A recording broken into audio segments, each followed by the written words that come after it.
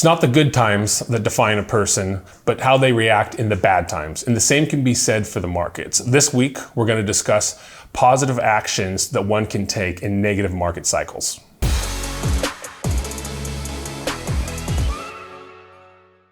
So this week, we're going to touch on a piece that I actually wrote just a few months ago.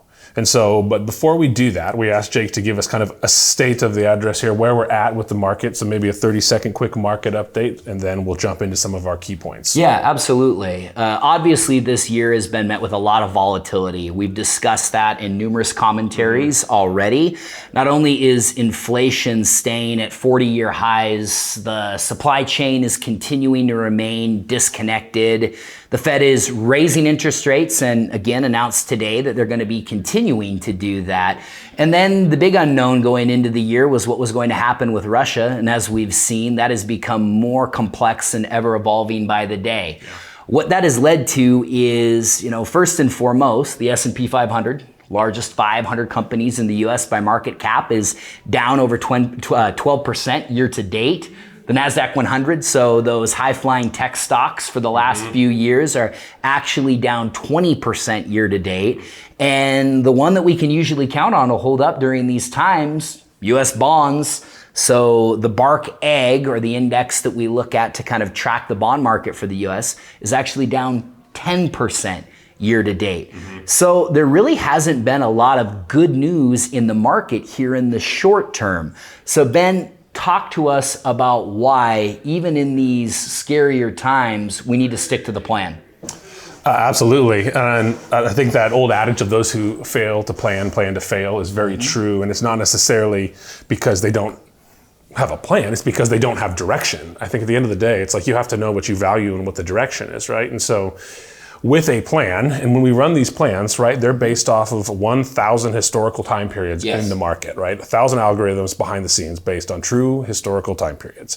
And what we want to see is an 85 to 90, that people are hitting these numbers. And when you talk about that 85 to 90 is what we want to see, what we're talking about is probability of success. Correct. So when we run those 1,000 scenarios of someone's financial life, not only are we taking into consideration all the good times, but we're also taking into consideration all of these times, just like we're experiencing right now.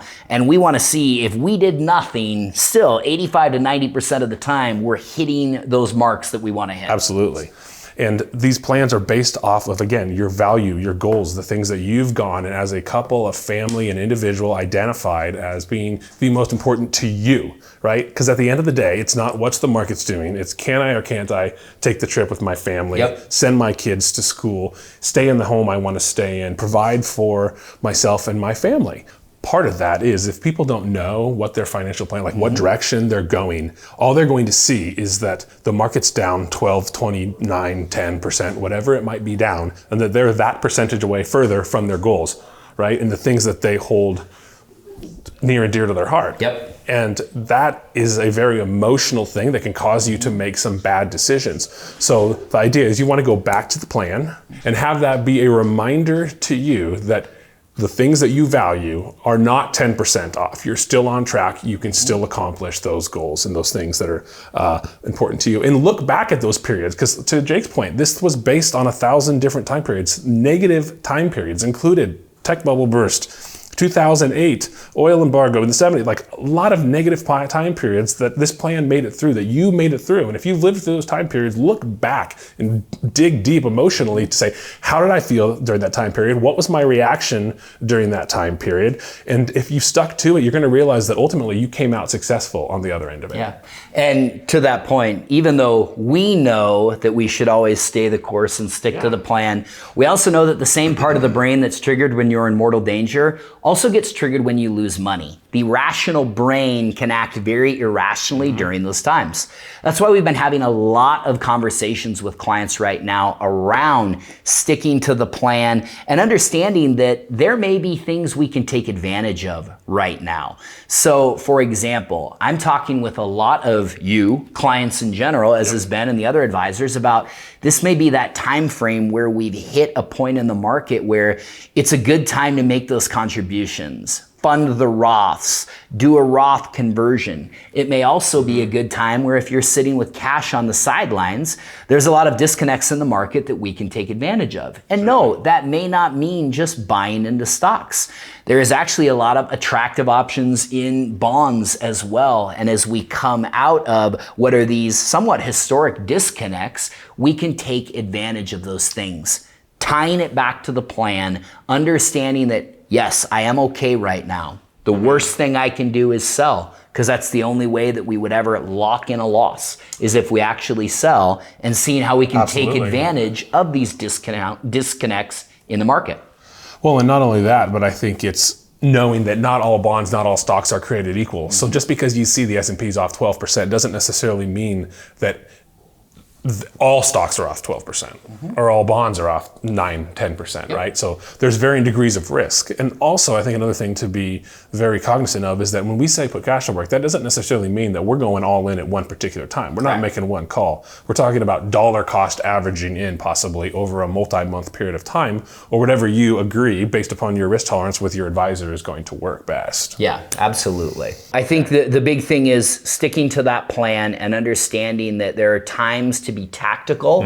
That's our job, is to look at that portfolio and see what we can be doing to not only match up that portfolio with your plan, but take advantage of some of these disconnects. Absolutely. And to wrap this all up, when I really look at whether it's market volatility, understanding the financial plan, it really comes down to what we can control in life. And there's really 5 things in our financial lives we can control: how much we save, how much we spend to a point, the timing of certain things like retirement, major purchases, the risk we take. We can control risk within a portfolio. It's hard sometimes to understand the ups and downs during those short-term time frames. And then last but not least, legacy. What is it all for? What we cannot control is what the market does. We cannot control what happens in foreign countries, what happens here at home with legislation that may affect us. But focusing on those 5 things we can control is key to sticking to the plan and not making decisions in our financial lives that will ultimately hurt us long term. If you have questions, feel free to reach out. We're always here. We're staying on top of the portfolio, on top of your plans.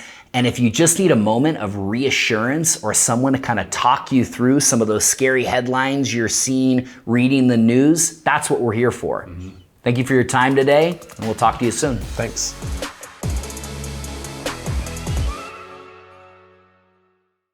The idea is you want to go back to the plan. You want to see where your plan was, what your goals were, and have that be a reminder to you. And have that be a reminder. Whoops.